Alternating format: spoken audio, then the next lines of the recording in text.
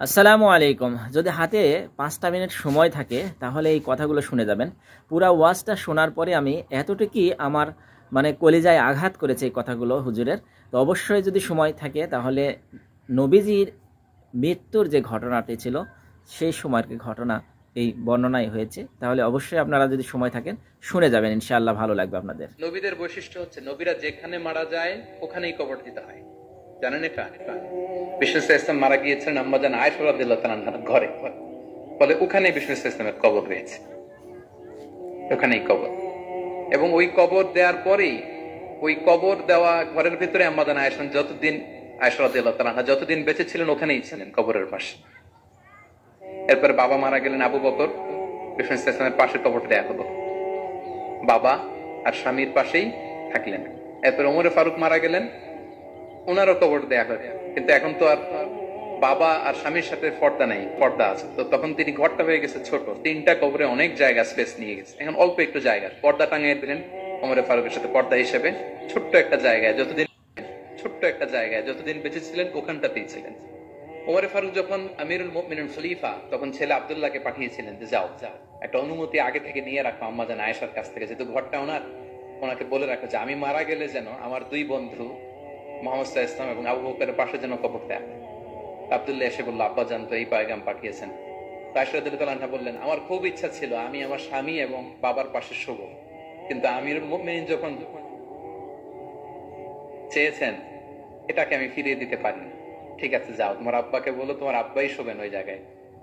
আচ্ছা, তো ওমরে ফারুক আপনারা জানেন অ্যাসাসিনেশনে ইন্তেকাল করেছেন, আত্মাইর আঘাতে ছুরিকাঘাত করা হচ্ছে, কয়েকবার স্টেবিং। এত জখম হয়েছে, দুধ দিলে ওই জায়গা দিয়ে দুধ বের হয়ে যায় না, বীজ পানি দিলে বের হয়ে যায়। তো সবাই বলল, আমিরুল মুমিনিন আপনি এবার ওসিয়ত করেন, কে হবে আপনার পরে লিডারশিপ, কে নিবে? মুসলিম উম্মাত অনেক বড় হয়ে গেছে। তখন তিনি ওসিয়ত করলেন এবং ছেলেকে আব্দুল্লাহকে আবার বললেন যে আব্দুল্লাহ আবার যাও, যে আম্মাজানের থেকে অনুমতি নাও। বলতেছে অনুমতি না নিলাম আর অনেক আগে, উনি তো বলছে আপনি মারা গেলে ওখানেই শোবেন। বলতেছে না, তখন আমি আমিরুল কলিজায় আঘাত লাগার মতো কথা। এখন তো কিছুক্ষণ পরেই মারা যাবে, এমনও হতে পারে আমার ভয়ে বা লজ্জায় তখন অনুমতি দিছে, এখন আর দিবেন। আবার যাও, আবার গেল। আয়েশা রাদিয়াল্লাহু আনহা বললেন, না এখন আমি আগের কথার উপরে আছি, তোমার আব্বাই সেখানে শোন। সুবহানাল্লাহ। ওমরে ফারুক ওখানে শুলেন। একটিবার ভেবে দেখুন সেই নবীরই উম্মত আমরা কিন্তু। আম্মাজান আয়েশা, তাহলে রাসূল সাল্লাল্লাহু আলাইহি ওয়াসাল্লামের কবরটা হচ্ছে আম্মাজান আয়েশা রাদিয়াল্লাহু তাআলা আনহার ঘরের ভেতরেই। আপনারা মসজিদে নববী যারা ভিজিট করেছেন তারা জানেন যে আপনারা যখন কিবলামুখী হয়ে নামাজ পড়েন, বাম দিকে বিষ্ণু ইসলামের কবর, সেখানে রাসূল সাল্লাল্লাহু আলাইহি ওয়াসাল্লামের পাশে আবু বকর এবং ওমর ফারুক রাদিয়াল্লাহু তাআলা আনহুমা শুয়ে আছেন। রাসূল সাল্লাল্লাহু আলাইহি ওয়াসাল্লামের কবর থেকে মিম্বার পর্যন্ত এই পুরো জায়গাটা রাউদাতুম মিন রিয়াদিল জান্নাহ, দুনিয়ার বুকে জান্নাতের একটা টুকরা। বিষ্ণু সাল্লাল্লাহু আলাইহি ওয়াসাল্লাম ইন্তেকালের আগে ওনাকে অপশন দেয়া হয়েছে, নবী আপনি চাইলে থেকে যেতে পারেন আজীবন, আপনি চাইলে আমার কাছে চলে আসতে পারেন, এই হবে অপশন। বিষ্ণু সাল্লাল্লাহু আলাইহি ওয়াসাল্লাম তার রবের সাথে সাক্ষাৎকে চুজ করেছেন এবং ইন্তেকালের আগে তিনি পড়েছিলেন, আল্লাহুম্মা গফিরলি ওয়ারহামনি ওয়ালহিকনি বির রফিকিল আ'লা, আল্লাহ আপনি আমাকে ক্ষমা করুন, আল্লাহ আপনি আমার প্রতি রহম করুন, আল্লাহ আমি আপনার সান্নিধ্যে যেতে চাই, পৃথিবীতে থাকতে চাই না। অপশন দেওয়া হয়েছে, আপনার অপশন দেওয়া হবে, আমরা সেই নবীরই উম্মত, চাইলে আজীবন থাকেন। আমরা অপশন পেলে তো বলতাম আল্লাহ যা হয়েছে এখানেই থাকতে চাই, কি বলেন? বিষ্ণু ইসলাম বলেছেন ইলা রফিকিল আ'লা, নবীজিকে চিনতে পারেনি, আল্লাহ আমি আপনার সান্নিধ্যে যেতে চাই। বিষ্ণু ইসলাম ইন্তেকাল করলেন এবং উম্মার জন্য এটা সবচাইতে বড় ফিতনা এবং পরীক্ষা ছিল, এর চেয়ে বড় কষ্টদায়ক বিষয় ছিল না উম্মার জন্য বিষ্ণু ইসলামের ইন্তেকাল। তিনি যখন ইন্তেকাল করলেন সাহাবারা পাগলের মতো হয়ে গেল। ওমরে ফারুক উনি বিশ্বাসই করে না, মানে আমার নবী মরতে পারে এটা উনি ভাবতেই পারেন না।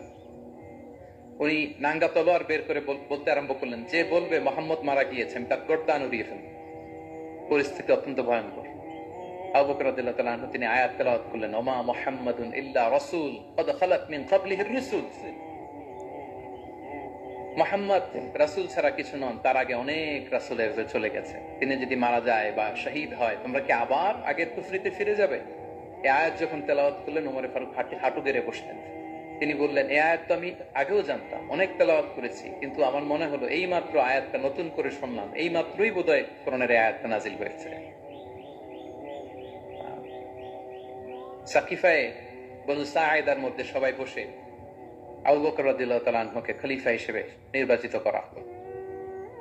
বিষ্ণু ইসলামের ইন্তেকাল শেষ, গোসল দেয়া শেষ, আমরা যেমনি মারা গেলে আমাদের জামা খুলে অন্য একটা জামা, তো ভিডিওটি সবাই শেয়ার করে দিবেন, এতে করে আপনার মৃত্যুর পরেও আপনার কবরে সদকায়ে জারিয়া হিসেবে সওয়াব দেওয়া হবে কিন্তু। তাই অবশ্যই ভিডিওটি শেয়ার করতে ভুলবেন না। যারা কন্টিনিউ ভিডিওটি দেখেছেন তাদেরকে অসংখ্য ধন্যবাদ, এবং আমার পেজে যদি নতুন হয়ে থাকেন অবশ্যই পেজটি ফলো দিয়ে পাশে রাখার চেষ্টা করবেন। আরো নতুন নতুন সুন্দর সুন্দর তথ্য আমরা জানানোর চেষ্টা করবো ইনশাআল্লাহ আপনাদেরকে। ধন্যবাদ সবাইকে।